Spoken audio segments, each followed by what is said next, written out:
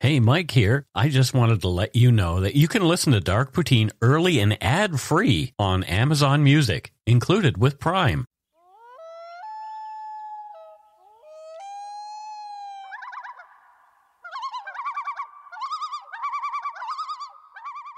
Welcome back to Dark Poutine. I am Mike Brown, here in the Dark Poutine studios in Langley. With me, as usual, from Vancouver is Matthew Stockton. Hello, Matthew. Here I am in the Dark Poutine satellite office. That's right.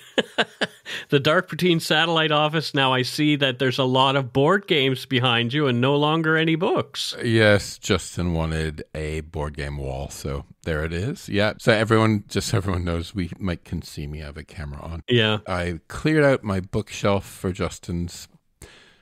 I bet you there's like $5,000 worth of bloody games there. There is a lot of games. Oh, boy. The views, information, and opinions expressed during the Dark Poutine podcast are solely those of the producer and do not necessarily represent those of Curious Cast, its affiliate Global News, nor its parent company, Chorus Entertainment. Dark Poutine is not for the faint of heart or squeamish. Our content is often intense and some listeners may find it disturbing. We're not experts on the topics we present, nor are we journalists. We are ordinary Canadian schmucks chatting about crime and the dark side of history. Let's get to it. Put on your toque, grab yourself a double-double and a Nanaimo bar. It's time to scarf down some Dark Poutine. You are responsible for obtaining and maintaining at your own cost all equipment needed to listen to Dark Poutine. Dark Poutine can be addictive. Side effects may include, but not be limited to, pausing and questioning the system, elevated heart rate, pondering humanity, odd looks from colleagues as you laugh out loud at work, family members not into true crime worrying about you. Positive side effects may include some perspectives and opinions that you disagree with, as well as some wokeness and empathy. If you don't think Dark Poutine is for you, consult your doctor immediately.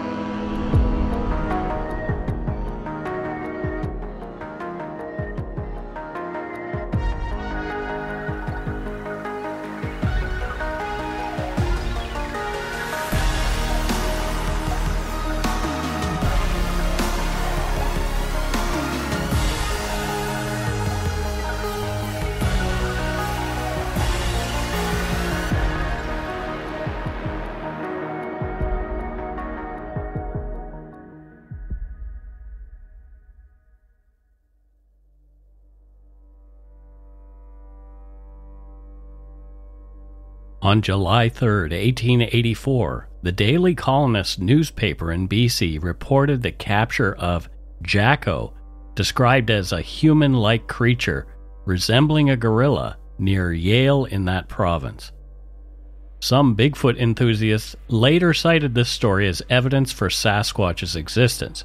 The tale gained prominence and drew much speculation from only a single story reprinted in numerous newspapers.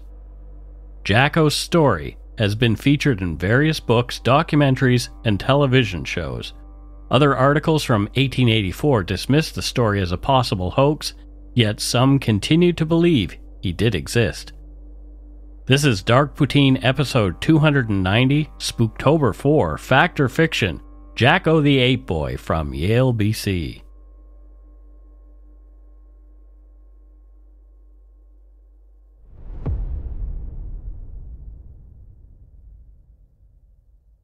British Columbia's majestic landscape, a realm of towering trees and mist-shrouded mountains, has always been a fertile ground for myths and legends.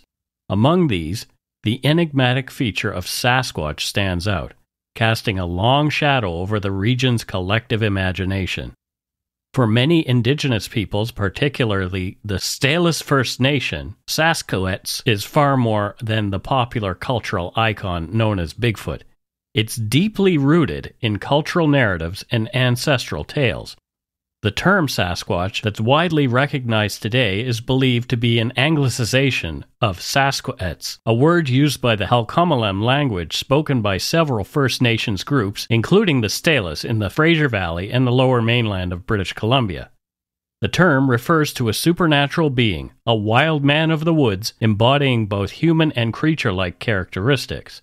Descriptions of Sasquatch often involve a tall, hirsute, bipedal creature with immense strength, However, its cultural significance extends far beyond physical descriptions. For the Stalus and others, Sasquatch is not just a mysterious forest dweller, but often a guardian of the wilderness, a protector of sacred places, and sometimes a harbinger or omen. While some may hold literal belief in Sasquatch as a physical entity or guardian of the woods, others might see the being as symbolic, representing concepts like respect for nature, the unknown, or ancestral wisdom.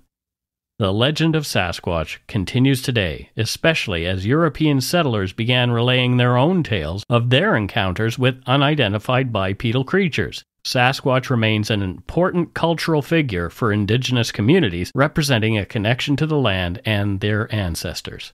In the 1880s, British Columbia was a region undergoing rapid transformation, driven largely by a series of gold rushes and the monumental construction of the Canadian Pacific Railway, CPR. The area around Yale in particular stood at the heart of these developments. Beginning in the late 1850s and extending into the 1860s, the Fraser Canyon Gold Rush brought a massive influx of prospectors and settlers to the region. Yale became a primary supply point for these miners, given its strategic location on the Fraser River. The gold rush set the stage for further exploration and development in BC during the 1880s. The construction of the CPR in the late 19th century is a significant chapter in Canada's history. The project aimed to connect the vast country from coast to coast, ensuring British Columbia's entry into the Canadian Confederation. The railway's construction was massive, requiring the piercing of rugged terrains, including the challenging Rocky Mountains. Chinese laborers were instrumental in the railway's construction, especially in BC. Hiring Chinese workers was primarily economical as they were paid less than white workers, about half as much. By the mid-1880s, it's estimated that over 15,000 Chinese workers were employed on the CPR, mainly in BC. The work conditions were treacherous. Chinese workers faced numerous hardships, including grueling labor, unsafe conditions, and a harsh climate. They were often assigned the most dangerous tasks, such as handling explosives to blast pathways through solid rock. The consequence was a high death toll, with estimates suggesting that at least 4 Chinese laborers died for every mile of track. Many of these deaths went unrecorded or were not properly investigated. Workers faced landslides, dynamite accidents, and diseases with minimal medical care available. While the railway's completion in 1885 was celebrated as a national achievement, the Chinese community's sacrifices went largely unrecognized for decades. A monument in Yale now honors the Chinese workers who contributed to the CPR's construction. It serves as a poignant reminder of the sacrifices made by the Chinese community's crucial role in shaping Canada's history. The story of Chinese railway workers has been added to many Canadian educational curriculums, ensuring future generations understand and appreciate their role in the nation's development. With the railway's construction and residual effects of the gold rush, the area near Yale experienced economic diversification. Trade, logging, and services to support the growing population became essential. However, this growth also led to conflicts between newcomers and indigenous communities like the Nalakapamux Nation, whose traditional territories were impacted. The era witnessed the establishment of more permanent settlements, roads, and other infrastructures around Yale. The influx of people and the establishment of the CPR made communication and transportation between BC's interior and the coast more accessible. Toward the late 1880s, as the CPR's primary route shifted away from Yale and further into the BC interior, the town's prominence started to wane. Other communities, better situated along the new Mainline, began flourishing, reducing Yale's significance in the broader provincial context. So, Mike, as you know, I'm here in our Yaletown office. That's right, yeah. And did you know that my neighborhood, Yaletown, actually was named after Yale? Yale, the Ivy League University. No, the town you're talking about. So essentially, they moved all of the construction and different building and stuff like that center from Yale to what is now Yaletown, and there is a line from here to Yale, so they call this neighborhood Yaletown. Oh, that's fascinating. Yeah, and you've seen the train in the roundhouse? Yes. So that's CPR engine 374. It's the first ever passenger train to roll into Vancouver from across the country. And the town has done these really cool, walk with me someday and I'll show you. You'll be walking sort of through some grass in a park and there'll suddenly be like a path that's railroad ties and tracks. Cool. And then you have the huge round, I call it the Stargate in front of my building because it looks like Stargate, but it's actually repurposed huge cog from the roundhouse where it would like turn the trains around. So yeah, Yale Town's named after this town. That's very cool. Yeah. Yale's prominence was at its height when on July 3rd, 1884, a Daily British Colonist newspaper story claimed a strange creature had been captured just outside the town after a harrowing chase by railway employees. The article, titled, "What Is It?" tells a wild tale. I'll paraphrase the article here as the article's language is antiquated and a bit clunky. The story goes that rocky cliffs were considered impassable near the number 4 train tunnel about 20 miles from Yale. However, that Monday, these cliffs were climbed by a group of railway workers comprised of men mostly from nearby Lytton. They were after something they'd seen. While the Lytton train approached the cliff near the number 4 tunnel, engineer Ned Austin spotted what he initially thought was a human on the tracks. Swiftly he signaled for the train to stop some distance away from the figure. Suddenly, perhaps realizing it had been spotted, the creature leapt up, producing a sharp bark, and began scaling the cliff. Conductor R.J. Craig, along with a few others, quickly gave chase. After considerable trouble climbing and great risk to their lives while pursuing the creature, after about 5 minutes the men finally cornered the thing described in the article as half man, half beast, on a rock ledge, leaving him with no route up or down.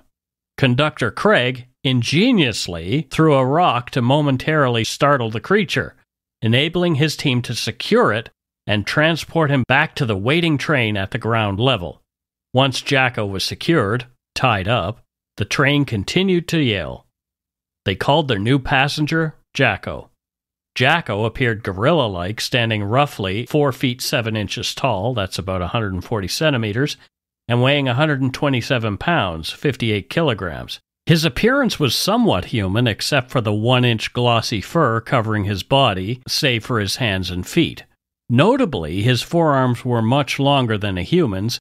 Demonstrating impressive strength, Jacko could snap a stick by twisting it in ways impossible for a typical human being. On arrival at Yale, a large gathering awaited.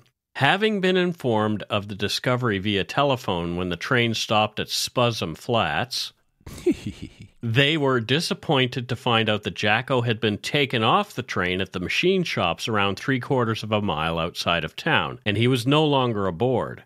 He was then allegedly in the care of a man named George Tilbury. Spuzham Flats always makes me giggle. Yeah.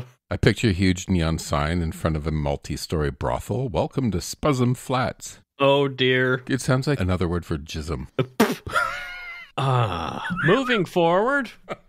Since being caught, he remained mostly silent, occasionally making a noise that's part bark, part growl.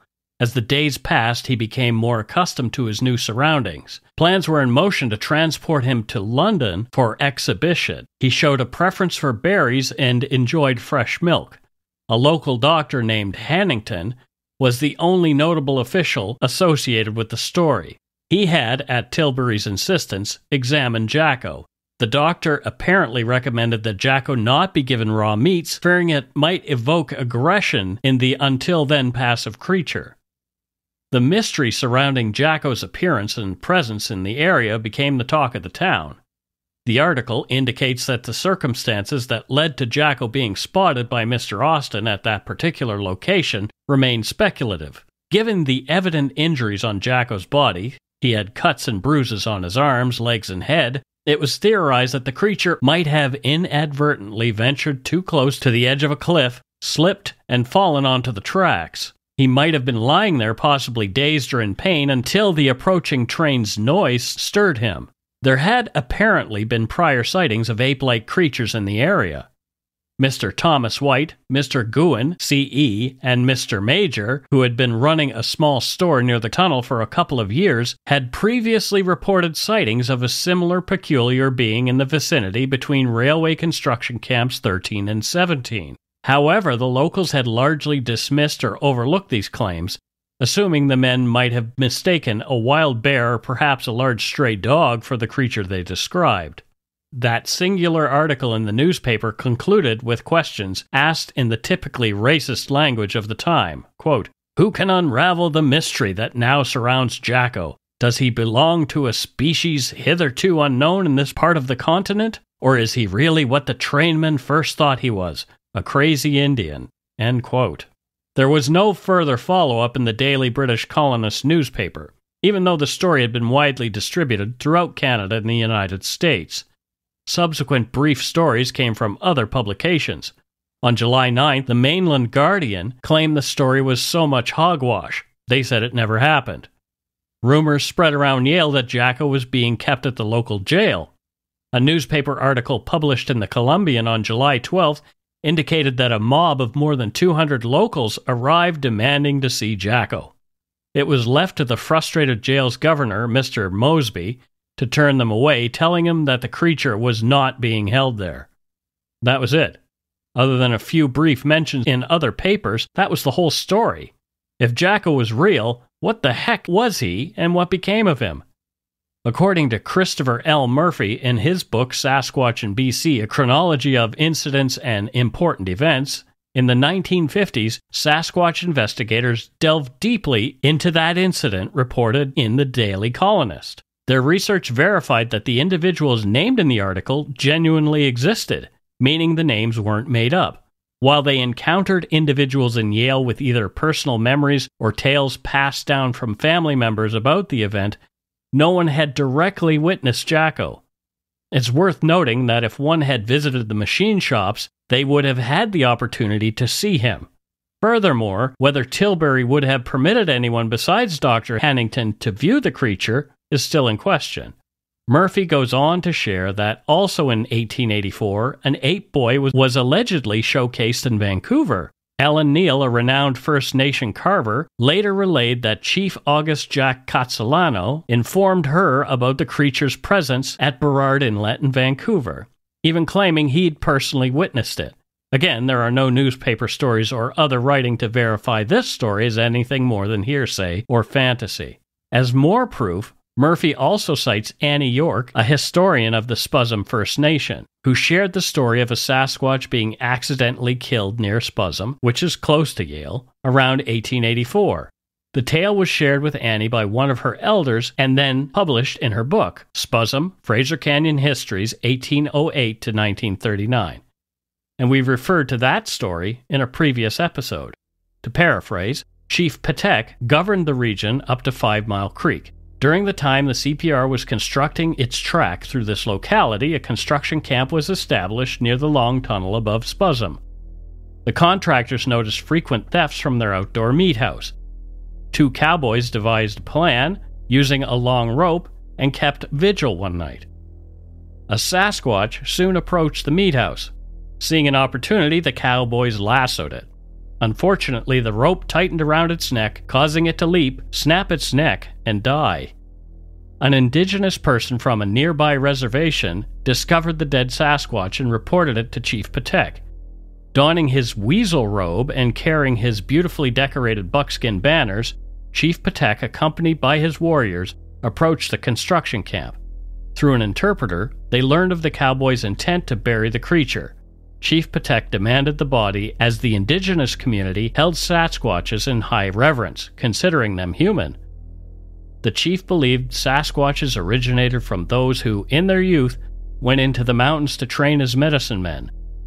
Left in isolation with minimal sustenance, some of these young individuals became wild and never returned, supposedly becoming Sasquatches. Respecting this belief, Chief Patek blessed the creature's body and gave it a proper human burial in Spuzzum. Some believe, as indicated in the original article, that Jacko was shipped to England or perhaps to the United States where he was sold. According to Ivan T. Sanderson's book, Abominable Snowmen, Legend Come to Life, a being was undeniably captured and held in captivity for a period, as evidenced by a 1946 interview with an elderly man in Lytton, BC, who recalled seeing it. While the creature was not entirely human, it bore more resemblance to humans than to any other species. Given that it was captured along the Fraser River, questions arise regarding its origin and true nature. One story considered that Jacko could have been a chimpanzee escaped from a circus. Whether people of the day had ever seen even a photo of a chimpanzee is unclear. As with many tales with some unknown elements, various theories emerged over time, often with massive holes in the beliefs. One such speculation is that Jacko might have been the infamous Jojo the dog-faced boy, a famous attraction in P.T. Barnum's circus. Jojo, whose real name was Fedor Jeftichu, suffered from hypertrichosis, which causes abnormal hair growth all over the body. He became a notable attraction in various circuses, including P.T. Barnum's during the late 19th century. His appearance, with a face covered in hair, led to the moniker Dog-Faced Boy. The theory or speculation that Jacko might have been Jojo relies primarily on the time frame and some perceived similarities in descriptions. The Jacko story emerged in the 1880s, a time when Jojo was already an attraction in P.T. Barnum's circus. Some proponents of the theory argue that descriptions of Jacko, a human-like creature covered in hair, could match that of a person with hypertrichosis. However, several reasons debunk this theory. Jojo was a known and identified individual with a medical condition. Jacko's story is shrouded in mystery, and the descriptions, although vague, suggest a creature more akin to a primate than a human. Jojo's life and appearances were well documented. When Jacko was supposedly captured in BC, Jojo was touring with the circus. There are no records or indications of Jojo going missing or being in British Columbia during this period. There were physical differences too. The descriptions of Jacko, such as his strength and some of his physical features, do not align with what one would expect from a person, even one with hypertrichosis. Given the lack of concrete evidence and the differing narratives of the two stories, most historians and researchers dismiss the idea that Jacko was Jojo. The mystery of Jacko remains unsolved, with some suggesting it might have been a hoax or a misidentified animal, while others believe there might be some grain of truth in the old tales. Other circuses and sideshows were running in North America then. Jacko could have been sold off to one of those. If he was not human, perhaps he was something else. We'll dig into more theories and speculation about Jacko after a quick break. And this, the promo for Supernatural Circumstances. Hey Dark Poutine listeners, Mike here. Are you ready to dive deep into the mysteries of the supernatural? Join me and award-winning paranormal researcher Morgan Knudsen as we dissect chilling phenomena on Supernatural Circumstances.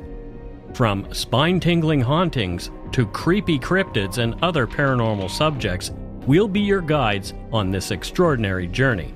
We're in Season 2 right now, so there are plenty of episodes for you to catch up on. Buckle up and explore the unknown with us and numerous expert guests. Download Supernatural Circumstances wherever you podcast.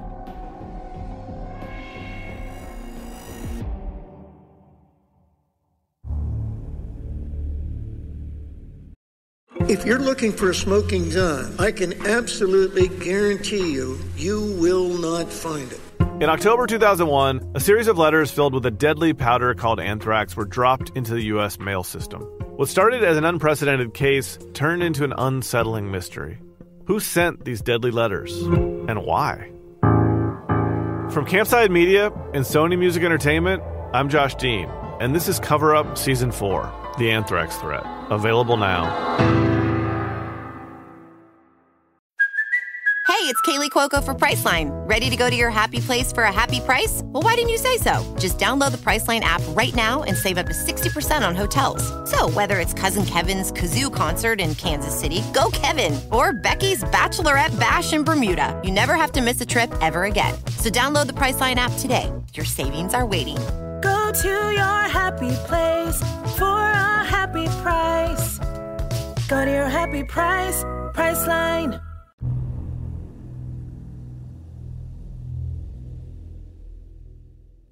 And we are back. Matthew, thoughts so far? So, do you know what my friend Rocky calls me? No. Rocky is the guy we went to rugby with, right? Yeah. Yeah.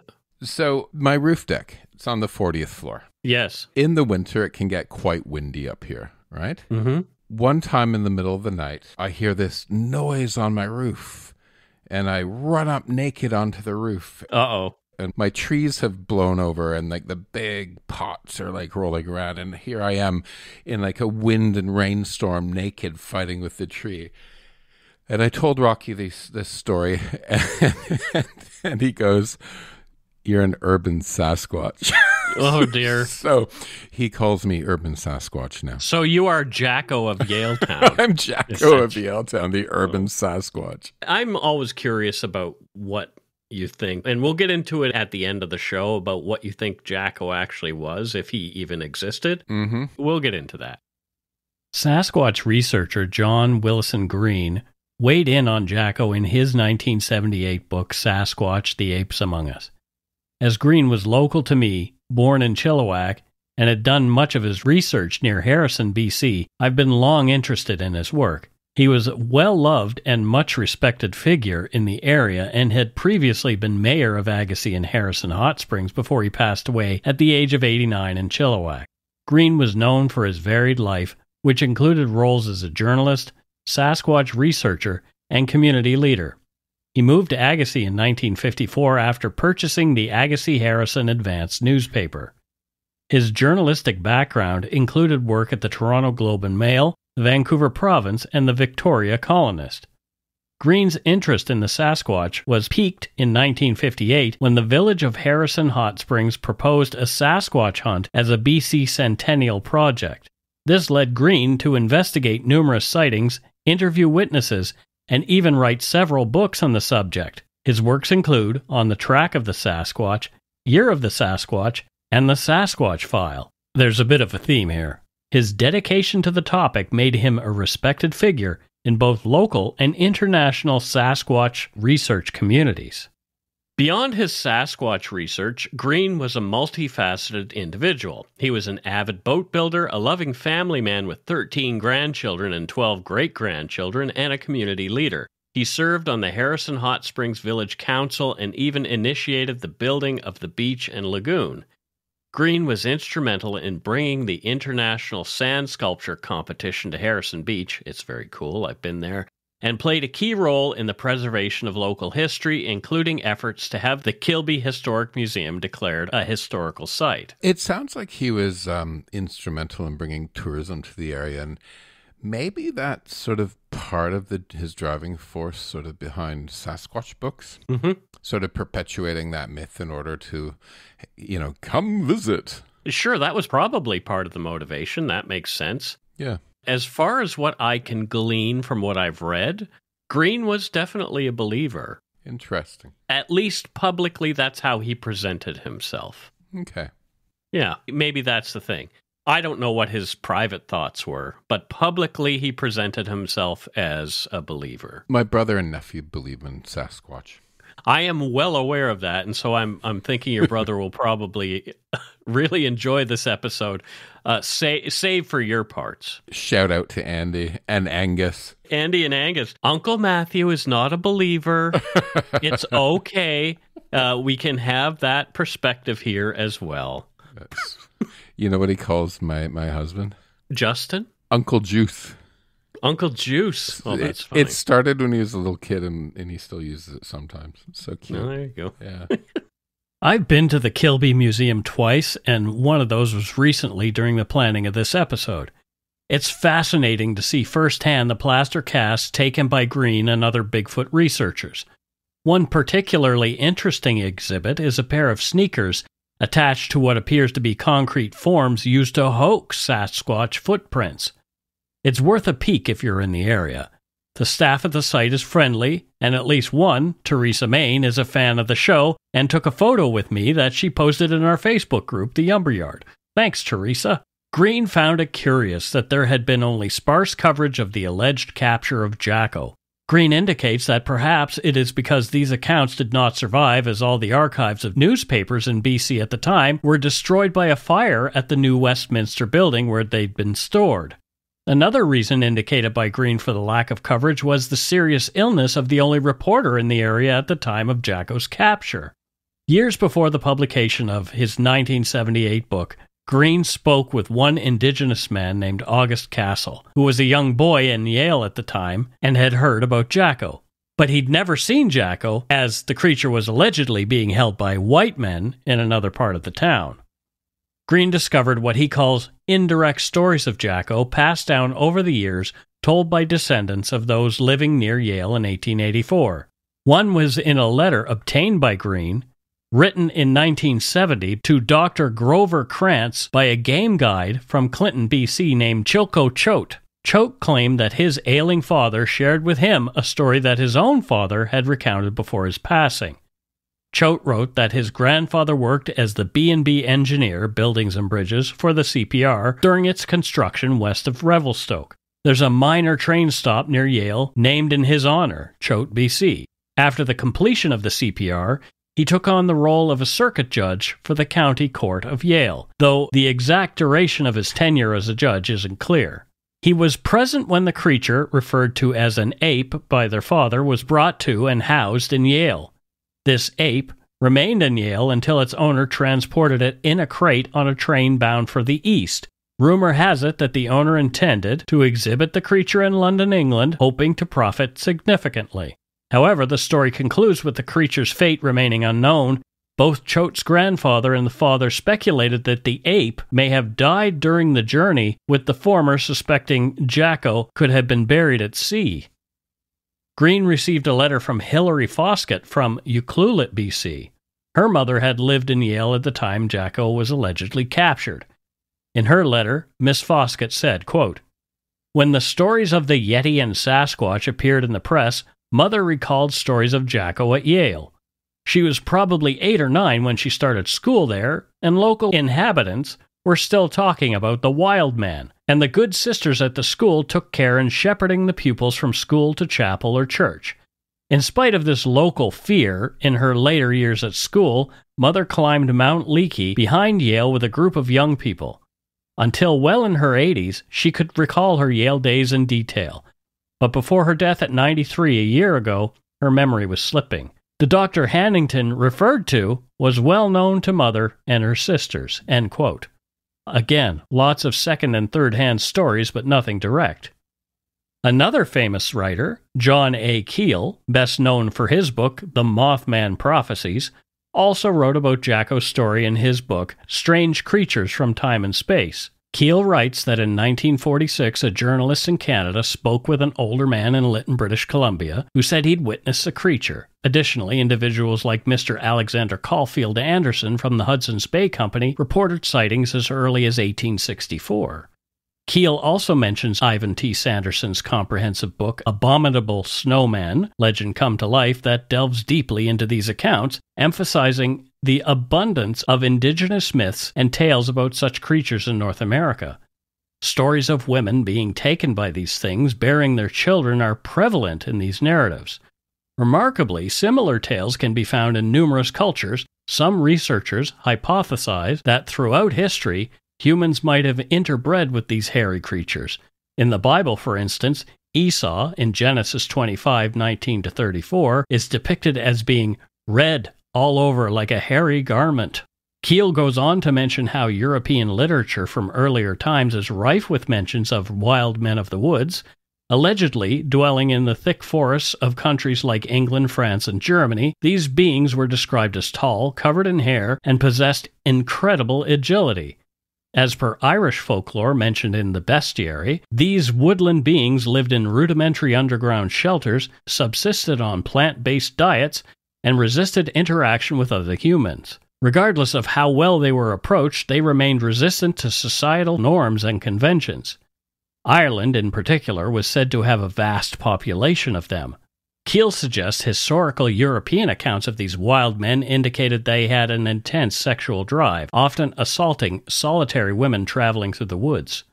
These accounts might be the origins of legends about satyrs, which contemporary depictions have inaccurately portrayed with cloven hooves. Given the similar tales among American indigenous populations, there might be some truth underlying these myths. Maybe the whole Jacko affair was a hoax, as some suggest. Journalistic hoaxes during the 19th and early 20th centuries were not an uncommon phenomenon, with various motivations fueling their occurrences. One of the most notable was the Great Moon Hoax of 1835. Published by the New York Sun, this series of articles claimed the discovery of life on the moon, with vivid descriptions of bat-winged humanoids, unicorns, and even bipedal beavers. The articles claimed these creatures were observed by Sir John Herschel through a mighty telescope.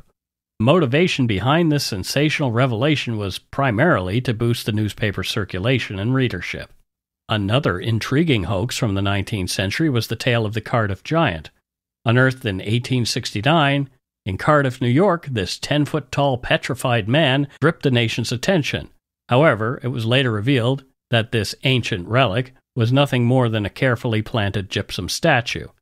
This ruse was orchestrated for both personal amusement and the potential financial windfall from exhibiting the giant. Fast forward to the 20th century as we encounter the infamous War of the Worlds broadcast in 1938. Orchestrated by Orson Welles and the Mercury Theatre, this radio adaptation of H.G. Wells' iconic novel was mistaken by some of its listeners as a real-time account of a Martian invasion. Although intended purely as entertainment, the realistic portrayal led some listeners to believe they were hearing actual news, leading to widespread panic in certain areas. Lastly, the 20th century also witnessed the scandal of the Hitler Diaries in 1983. The reputable German magazine Stern announced with great fanfare that they had acquired the diaries of Adolf Hitler. These documents, however, were later unmasked as forgeries. Stern's eagerness to secure this supposed monumental journalistic scoop overshadowed the necessary verification processes, demonstrating the pressures of competition in the media industry. The motivations behind these hoaxes varied. The reasons were many, from the economic incentives of boosting newspaper sales and readership in a highly competitive market to personal notoriety for the journalists or hoaxers involved. At times, the sheer pleasure derived from deceiving the public or drive to be the first to break a significant story led journalists to either craft or fall for such hoaxes. The evolving journalistic standards of the time, combined with limited and slower means of fact-checking, made the media of the 19th and early 20th centuries especially vulnerable to such deceptions. Back then, you couldn't really fact-check, really, right? No.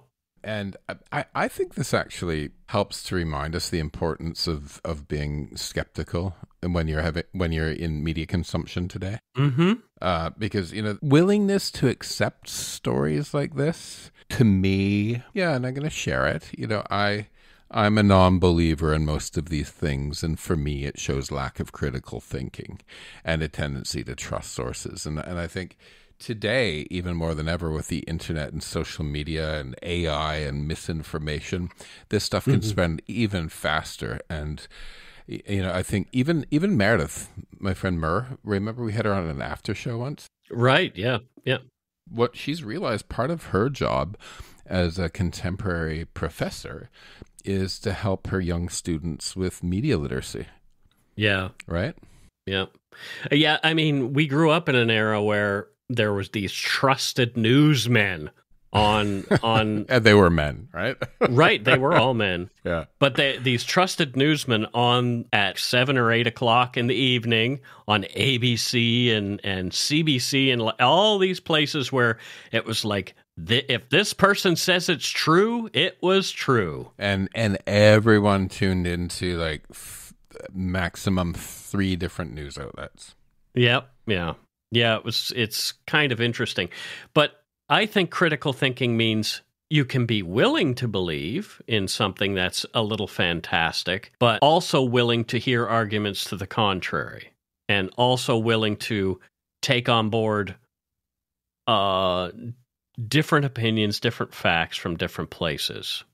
So I'm not saying alternative facts, because there may be more than one set of facts. I don't think I have to take on other opinions, but I'll listen to other facts. Maybe what I should have said is entertain opinions, not take them on. Because I'm entertaining them, I'm listening to them, and whether I agree with them or not is another thing. But have I actually listened to what the person said and tried to see maybe any validity in what they have to say? Yeah, but I also tend to be, I work in marketing, and I like to look at data and to figure out what's going on. So you BS people for a living. Truth well told, Mike. Truth well told. Sure, exactly. And I'm willing to entertain any ideas, but if somebody wants me to believe in something, I say, show me the empirical evidence. You are a stubborn person when it comes to that kind of thing. So either that, I'm just realistic. Okay. Jacko's story could be an excellent example of a well-thought-out journalistic hoax, especially in its use of verifiable individuals, as this lends a sense of authenticity and credibility to fabricated stories. When a respected or widely recognized figure is referenced, readers or listeners may be more likely to believe the narrative, thinking if such a reputable person is involved, then the story must be genuine. This tactic blurs the lines between fact and fiction, making the hoax more challenging to debunk initially. The emotional resonance of real names, especially those of celebrities or notable local figures, ensures that the audience remains deeply engaged, leading the story to be more memorable and widely discussed. Hoaxers exploit the public's existing trust in these figures or institutions, therefore capitalizing on the pre-established trust. Furthermore, such stories involving real people tend to gain more traction, offering a boost to a publication's readership or ratings. The real elements of the story, such as the involvement of actual persons, can be used as a diversion to deflect from the fabricated parts. By tying a hoax to current events through the mention of real persons, the story's relevance to the contemporary news cycle is heightened, increasing its chances of being disseminated by other media outlets. However, the use of real names, while beneficial in the short form, poses long-term risks. Exposure of the hoax could lead to legal action by the individuals named or a public denunciation, with significant consequences for the hoax's perpetrators and their affiliated media entities. Perhaps the paper was only printing what it was told, and the hoaxers were the people mentioned. The people in the story never, at a media level at least, confirmed or denied their involvement after the initial article. The motivations behind this kind of hoax, like many deceptive endeavors, can be multifaceted and vary based on the individual or group perpetrating the hoax. Firstly, there's the allure of notoriety and attention. In a world where sensational stories often garner significant media coverage, claiming to have evidence of Bigfoot can thrust an individual into the limelight, even if only temporarily. Such notoriety can translate into financial gain either directly through the sale of alleged evidence or indirectly through associated ventures like book deals, television appearances, or speaking engagements. Secondly, there's the thrill of deception. Some individuals enjoy concocting elaborate hoaxes for the sheer pleasure of fooling the public and experts alike. Successfully deceiving a wide audience can offer a sense of intellectual superiority for the hoaxer. However, there are those who might start with genuine beliefs or experiences, but upon realizing the challenges in providing concrete evidence, might resort to fabrications to validate their claims. This could stem from a desire to avoid public skepticism or to solidify their personal experiences. Furthermore, there's the cultural and social aspect. In communities where legends of fantastic creatures are prevalent, being the individual or group that finally has proof can offer a certain elevated status. Lastly, some might engage in such hoaxes simply for amusement, to gauge public reaction, or as a social experiment. For example, more than 50 years ago, the Parker Road Phantom, a mysterious humanoid figure, was spotted repeatedly on Parker Road in my birth mom's hometown of Berwick, Nova Scotia. The sightings caused a sensation that attracted media and increased traffic. Even the previously mentioned John A. Keel wrote about the phantom in his previously mentioned book, Strange Creatures from Space and Time. The phenomenon, it later turned out, was the work of 5 boys: Billy, Ronnie, David, Tom Gates, and Dickie Taylor. As a part of a prank to scare their grandparents, they used an old army jacket, hat, and nylon stocking to create the phantom's face. Their initial act was startling Mrs. Gates by knocking on her door, revealing Billy's disguised visage. Their escapades led to many thrilling encounters. Once the phantom startled 4 women in a convertible, leading them to panic until they sped away. On another occasion, David had to hide from 2 shotgun-wielding men. Tom recounted the challenge of keeping their act a secret, especially since their residence on Parker Road made them the prime subjects of school discussions. By April 1969, the boys confessed their antics to the police. As their intentions were harmless, they faced no legal consequences. Tom reminisced about the aftermath, mentioning their participation in the Berwick Gala Day Parade with a float featuring the phantom. Regardless of the motivations, Bigfoot hoaxes, like other deceptive practices, tap into the human fascination with the unknown and the broader quest to understand our world. So, was Jacko fact or fiction? Who knows? But it sure is a fun story to ponder. So Matthew, Jacko, complete fabrication, or was there something? It would be fun to have a little monkey boy named Jacko running around. Right. But I think it was probably somebody making up a fun story. You think? Yeah. Yeah. I if it was real, and I kind of believe the same thing, but if it was real, what about the theory that it was a chimpanzee or something that these guys had never, ever seen before? You know what I mean? Like, maybe it was a chimp that escaped a train that was passing, and that's why it was laying there on the tracks. If you'd never seen a monkey before, it would be a very weird experience to see a monkey.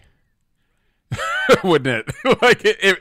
Like if you'd never seen a photo, if you'd never had one described, right? Right. It would be very weird to see a monkey. What the heck is that thing? Imagine seeing a giraffe, never seen a photo or being told of a giraffe before. Right. But with a monkey, it's even more bizarre because it kind of looks like us. Maybe it was a chimpanzee. Maybe they figured out it was a chimpanzee, and that's why the story died. I don't know.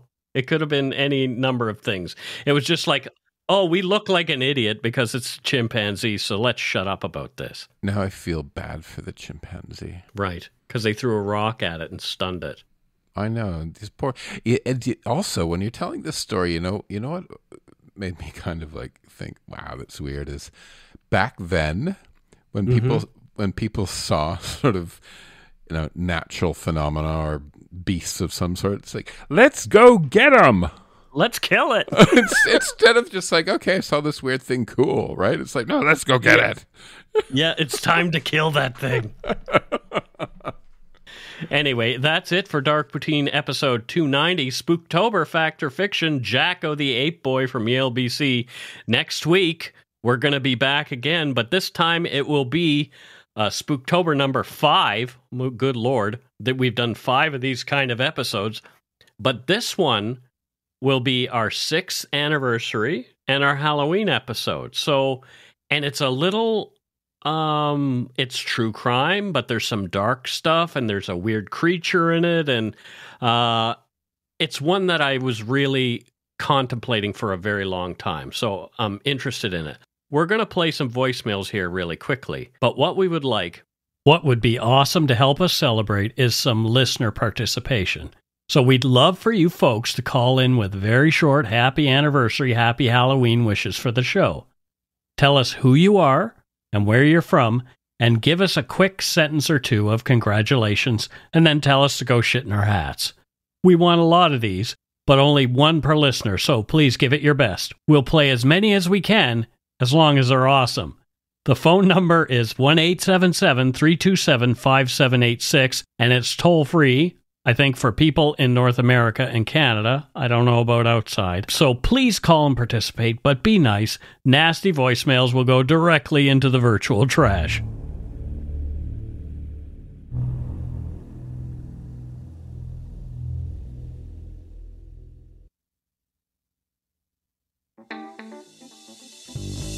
That's right. It's time for voicemails.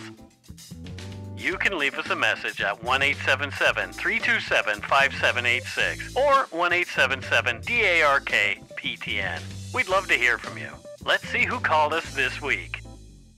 Oh boy, Matthew, we are back for some voicemails. You were just bouncing to our intro there. I love that bass, that jazzy music. It's fun. It's really fun. Anyway. Let's listen to our first voicemail. Hey, Mike and Matthew. It's Linnea here from Black Falls, Alberta. Just wanted to say thank you guys for having such an amazing group on Facebook and all the subgroups that go with that.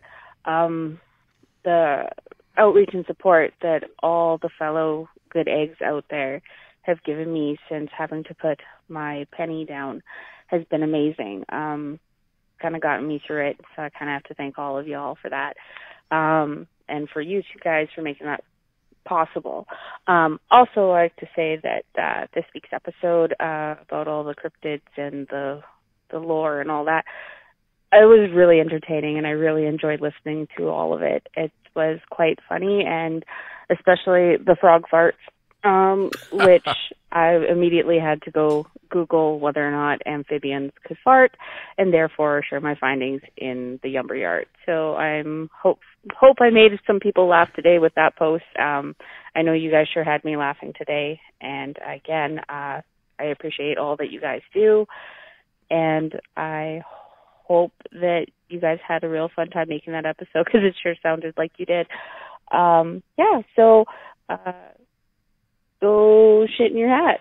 But not really. Like, I mean, you know, it sounds rude, but it's, in here it's the inside joke. So, have fun. I'll talk to you later. Bye.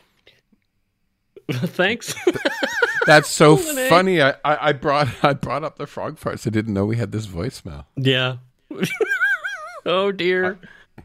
Yeah. Well, we appreciate that. And that's what those groups are for. They're not to talk about the show, really.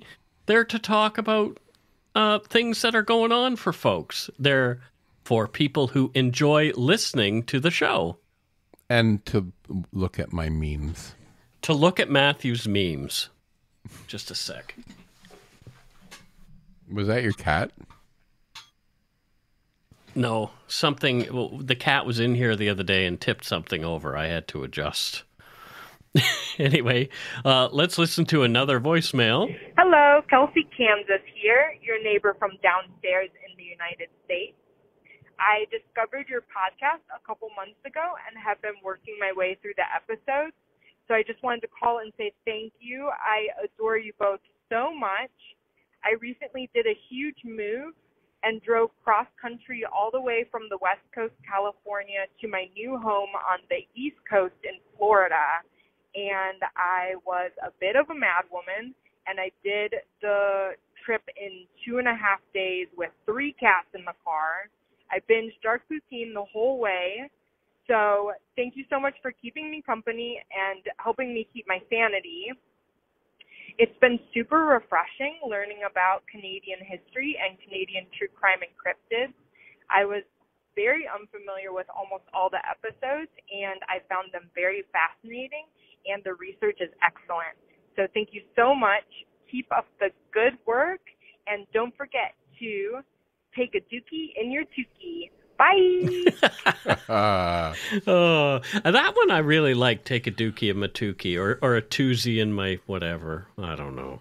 But you know what? I always find it kind of weird but cool to think of somebody, driving on a highway across the country, and my voice is on their speaker, and trying to we're kind of keeping them company, and I think that's really cool. I was just going to say exactly that. It's exactly that. Like, it's so strange to me. I started this thing with the idea that maybe our moms would listen. I don't think my mom listens. My mom can't listen either because it's too much sometimes. These episodes, though, these Spooktober episodes have been pretty light. So tell your friends if you need lighter episode fare. then the dark poutine does do some lighter stuff, so maybe a little lighter poutine. We're having yam fries instead of like potatoes. Alrighty, let's move forward. Hey, Mike and Matthew. I just got done listening to your latest episode. And when you mentioned the muhaha, you were describing that creature. It just sent me back to my childhood, and I had a nightmare about this tall, skinny figure with long, black, greasy hair and leathery, wet skin, elongated fingers, and everything. And you described that creature in my dream, and it was chasing me through the woods in the fall of the year, and I just thought it was a pickle monster. So, and it's funny how you said that. But that's pretty much all I called to talk to you about, and I hope you guys have a great fall, and have a great day, and don't forget to go poop in your tube. There you go. The tickle monster. Oh, boy. I don't know. Do you have a tickle monster in your life, Matthew? I'm your tickle monster, Mike. Oh, dear. Oh, dear.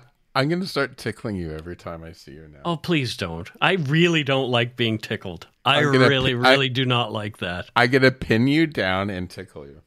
Oh, it's traumatizing to me, Matthew. I have complex PTSD because of people tickling me. Do you really? No. Oh. But I have complex PTSD for other reasons, but anyway. That's it for this week's voicemails. Again, you can leave us one at 1-877-327-5786 or 1-877-DARK-PTN. We'd love to hear from you, even if it is just to say hi and to tell us to go shit in our hats.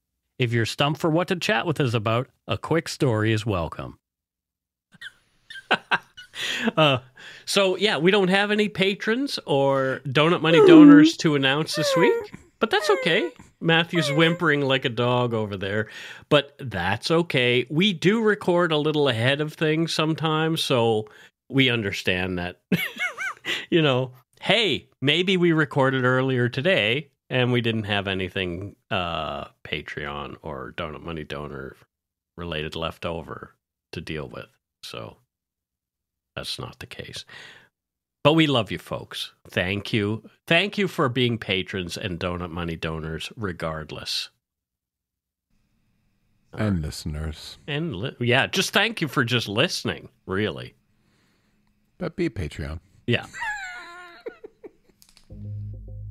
Thanks to all our patrons and donut money donors past and present for your generosity. It helps to keep the show going. You can become a patron of Dark Poutine at patreon.com/darkpoutine. For a one-time donation, you can send us donut money via PayPal using our email address, darkpoutinepodcast@gmail.com. If you don't already subscribe to the show, it would mean a lot if you did. You can easily find Dark Poutine on Apple Podcasts, Spotify, or wherever you listen to your favorite shows. If you haven't gotten yours yet, my book, Murder, Madness, and Mayhem, is available to order via a link on the Dark Poutine website. And speaking of darkpoutine.com, please check it out for show notes and other cool stuff. We'd appreciate it if you took the time to give Dark Poutine a like or a follow on Facebook and Instagram. Most importantly, thank you for listening, and tell your friends about us. Word of mouth is a powerful thing. Well, look at that. It is time to end the show. So, until next time, don't forget to be a good egg and not a bad apple. We will see you then. See you on the flip side.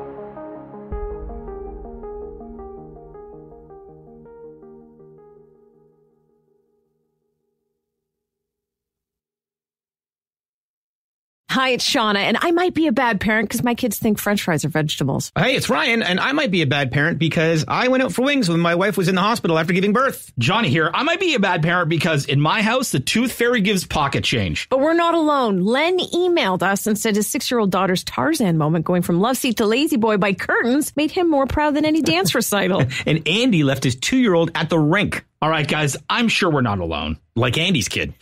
For stories and confessions like this, make sure you check out our podcast. It's called Bad Parents, and it's available wherever you get your podcasts. I left a glove at the rink.